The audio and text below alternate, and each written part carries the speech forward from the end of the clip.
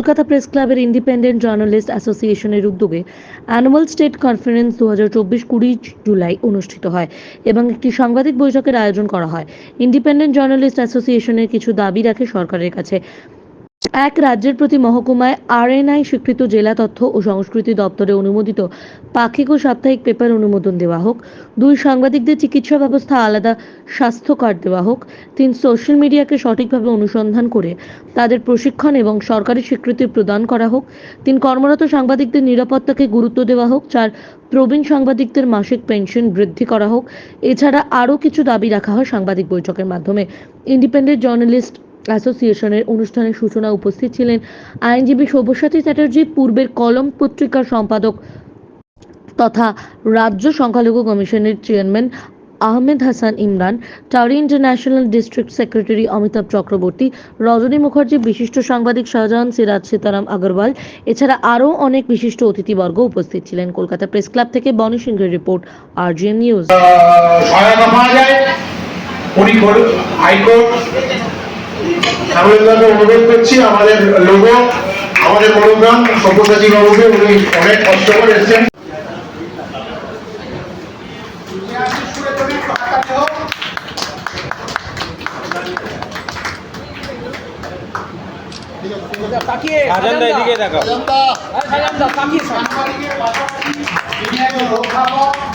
এবং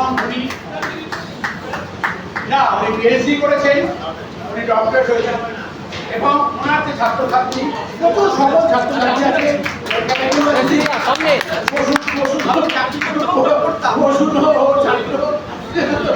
এবং বিশ্বভারতী ইউনিভার্সিটি এবং বিদেশের অনেক জায়গায় তো আজকে এসেছে, এটা আমাদের খুব ভালো। সত্যি সত্যি বিপদ না বিপদ নেই। আমি এখানে শুধু 1-2 মিনিট বলবো, কেন বেশিরভাগ আমি আমাদের সাংবাদিক কর্মীদের জন্যই, নতুন যারা তাদের জন্যই বলবো, কেন এটা ইন্ডিপেন্ডেন্ট জার্নালিস্ট অ্যাসোসিয়েশন। আমাদের ভারতবর্ষে 140 কোটি লোক বাস করে, তাদের জন্য সংবিধান করা হয়েছে। যখন করা হয়েছিল তখন সংখ্যাটা অনেক কম ছিল, আস্তে আস্তে এখন 140 কোটি টাকা হয়ে 140 কোটি লোক হয়ে গেছে। আপনারা নিজে বলুন না, বাড়িতে 4 জন, কোনো ফ্যামিলিতে 2 জন, 8 জন, 10 জন, যারা তারা কি ম্যানেজ করতে পারে ভালো করে? বলুন আপনি একটা কথা। হিমশিম খান কি না প্রত্যেক জিনিসেই সবাইকে সন্তুষ্ট করতে পারেন না, সবাইকে নিয়ে চলতে পারেন না। তার মানে এটা আমাদের ফ্যামিলি ডিস্টার্ব হয়ে গেছে, ফ্যামিলি লস হয়ে গেছে। সেই জিনিসটি সংবিধান। সংবিধান হচ্ছে আমাদের চলাফেরা, আমাদের বাক স্বাধীনতা, আমাদের যেভাবে আমরা কিভাবে চলবো তার একটা ডেমোক্রেসি আছে। পরিবারের প্রতি স্মারক দিয়ে তাকে আমরা সম্বোধনা দেখাচ্ছি। তার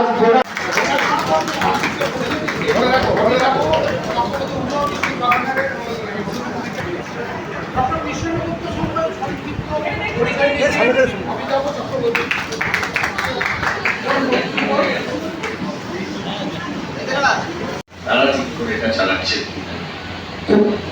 দুর্বলভাবে লিখিত সংবিধান যারা চালাচ্ছেন তাদের হাতে করে অসাধারণ সংবিধানের অবয়ব ধারণ করতে পারে। আবার আমাদের মতন এত সুন্দরভাবে লিখিত সংবিধান যে কোনো সময় বিপদের সম্মুখীন হতে পারে। আসলে যতদিন পর্যন্ত আমরা চাইব, আমাদের দেশের মানুষ চাইবে, এবং আপনাদের রোল সেখানে অত্যন্ত গুরুত্বপূর্ণ। চিরকাল সাংবাদিকরা এই স্বাধীন ভূমিকাটা পালন করেছেন বলে আমাদের সংবিধান আজও টিকে আছে। ধন্যবাদ।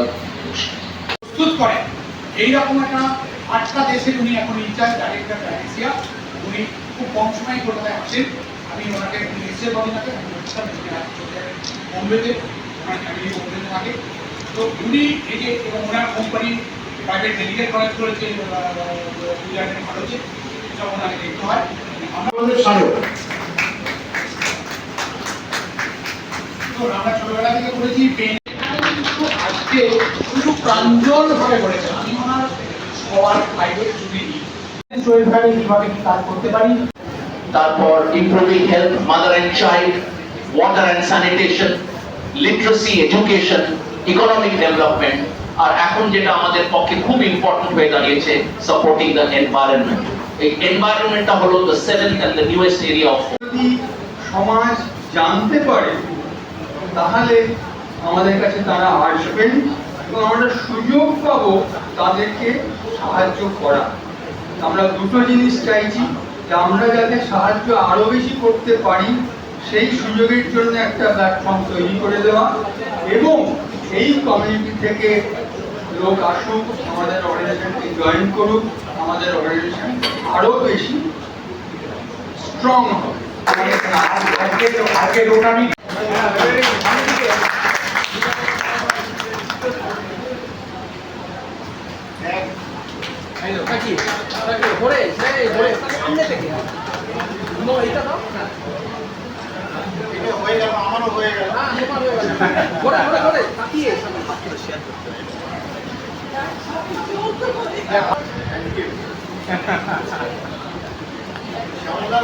আমরা কাজ করে নিবিড়ভাবে আমরা কাজ করেছি, যাতে অন্তত ছোট ছোট সাংবাদিকরা তাদের জীবিকা নির্বাহ করতে পারে।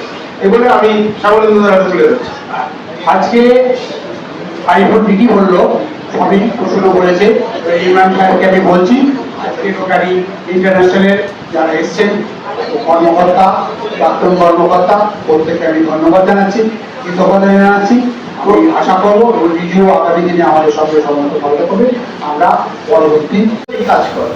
এটাই ভারতের সংবিধান, এটাই আম্বেদকরের সংবিধান, এটাই নেহেরুর সংবিধান, মহাত্মা গান্ধী স্বাধীনতা সংগ্রামের যে দীর্ঘ ইতিহাসের মাধ্যমে আমরা যে সংবিধান পেয়েছি, সেই সংবিধান আমাদের শিক্ষা দিয়েছিল, যার ফলে আজকে ভারত সর্বত্র মাথা তুলে দাঁড়িয়েছে, কি হিন্দু কি মুসলিম।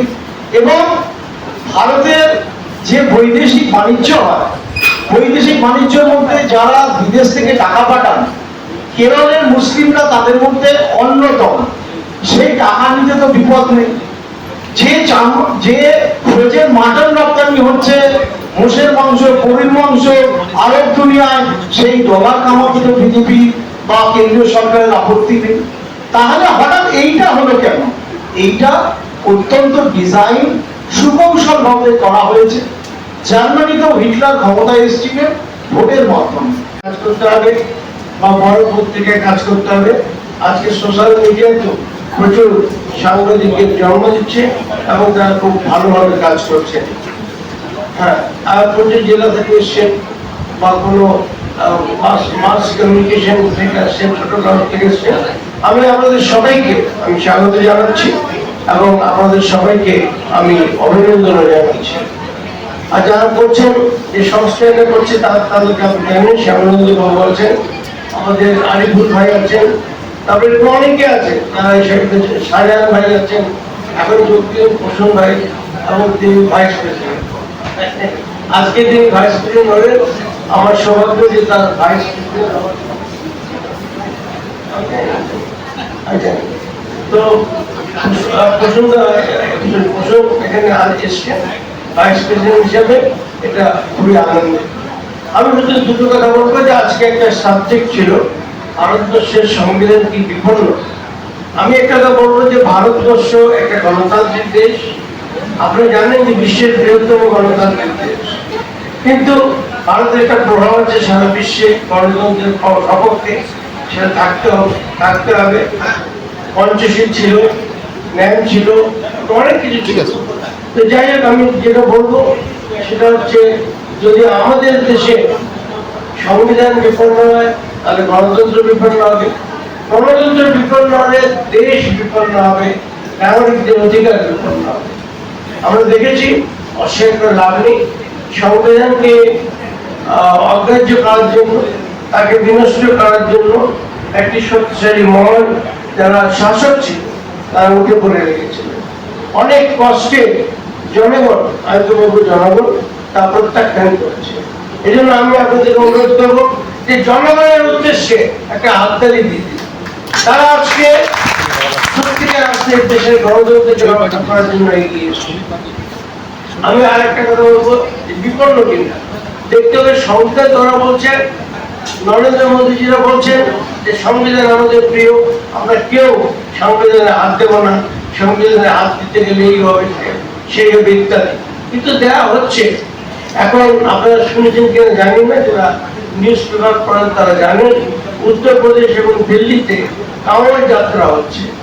একটা ধর্মীয় যাত্রা, আমরা সেটাকে শ্রদ্ধা করি। তারা ধর্মীয় ভাবের থেকে এসছেন এবং দীর্ঘ পথ তারা হেঁটে যাচ্ছে। হঠাৎ ঘোষণা এলো কি যে কাঁওয়াড়ের যারা অংশ নিচ্ছে তাদের সুবিধার জন্য যারা অন্য ধর্মের লোক, শুধু মুসলিমদের বলা হচ্ছে তাদের দোকানে লিখে রাখতে হবে তার নামটা, প্রোপাইটারের নামটা। কেন? যদি কাঁওয়াড় যাত্রা জানতে পারেন যে এই ভদ্রলোক মুসলিম, তার নাম করে তাহলে সে দোকানে খাবে না, সে দোকানে যাবে না। তো এই ধরনের জিনিস প্রথমে এই দিয়ে শুরু হয়েছিল। আজকে খবরটাকে দেখলাম যে পুরো উত্তরপ্রদেশের অনেক শহরে এবং দিল্লিরও অনেক শহরে এটা লাগু করা হয়েছে যে মুসলিমদেরকে তাদের যে ছোট ছোট দোকান আছে বা বড় দোকান আছে তাদের নিজের নামটা বড় বড় করে রেখেছে। কেন? না হিন্দুরা সেখানে যাবেন না, এই হচ্ছে মনোভাব, আভ্যন্তরীণ মনোভাব। এর সংবিধানের খেলা। সংবিধান বলেছে যে সমস্ত মানুষ ভারতবর্ষের নাগরিক, তারা সমান, তাদের মধ্যে কোনো বিভেদ করা যাবে না। আজকে আমি দলিতদের বিরুদ্ধে কোনো বিভেদ করতে পারব না। এই ট্রেন্ডটা হচ্ছে আমি কোনো বিরুদ্ধ মত, not necessarily in politics, but কোনো জায়গাতে আমি আমার কোনো বিরুদ্ধ মত, ভিন্ন মতকে আমি সহ্য করতে পারছি না, আমি ইনটলারেন্ট হচ্ছি। আমার যদি কেউ সমালোচনা করে, আমি আবার বললাম, নট নেসেসারিলি ইন পলিটিক্স, যে কোনো স্পিয়ারে যদি আমার মতের কেউ সমালোচনা করেন এবং আমি আমার জায়গাটাকে যদি খুব হেজিমনির সঙ্গে আধিপত্যের স্বাধীনতার যে ধারা আজকে চলছে এবং ওয়েব সিরিয়ালকে ব্যবহার যে ধারা করে উঠছে, সাধারণত সরাসরি নিয়ন্ত্রণ যে ধারার মধ্যে কিন্তু নিয়ন্ত্রণ আছে। আমরা আলোচনার শেষের দিকে যখন এবং আপনাদের এই স্বাধীন সাংবাদিকতার ধারার সঙ্গে যারা যুক্ত সেই সমস্ত ব্যক্তিরা, আমাকে যখন বলা হলো যে বলতে হবে ভারতের সংবিধান কি বিপদ, আমি তখন একটুখানি ভাবছিলাম যে আজকের এই অনুষ্ঠানটা যাতে, সম্মেলনটা যাতে তাদের রোলটাকে অ্যাসেসমেন্ট না করে ভারতের সংবিধান বিপন্ন এই কথাটা বলা ভয় ভুল। আমাদের সংবিধান টিকে আছে কিনা, বেঁচে আছে কিনা, এটা বোঝার একটা প্যারামিটার হচ্ছে আমাদের দেশে সাংবাদিকদের স্বাধীনতা, সংবাদপত্রের স্বাধীনতা, মত প্রকাশের স্বাধীনতা, তার জায়গাটা কোন জায়গায় আছে এবং সেটা যদি দেখতে যাই তাহলে আন্তর্জাতিক যে সূচক, আপনারা হাফিজুল ইসলাম, হাফিজুল ইসলাম আমাদের সদস্য হাফিজুল ইসলাম, ফুলের স্থাপত্য, ফুলের ইন্ডিয়া। প্রত্যেকটা দেশে আলাদা আলাদা আইন, এক দেশের কাগজ আর দেশে ছাপা যায় না। তেমনি আমার মনে হয় কিছু একটা ইউনিফর্ম হবে এবং ভারত সরকার আমার মনে হয় ডিজিটাল কোনো আইন করতে যাচ্ছে যেখানেতে অ্যাক্রেডিটেশন কার্ডও চালু হবে। তার কারণ হচ্ছে যে কাগজে অ্যাক্রেডিটেশন কার্ড তারাই পেয়েছে যারা স্টাফ, যারা পার্মানেন্ট স্টাফ, কিন্তু ওয়েজ বোর্ড প্রায় উঠে গেছে। এখন পার্মানেন্ট স্টাফ আমাদের পরের জেনারেশান এবং তার পরের জেনারেশান যারা এসেছে তারা কিন্তু রিটায়ার করে যাওয়ার পর বা চাকরিচ্যুত হয়ে যাবার তাদের হাতে রাখে।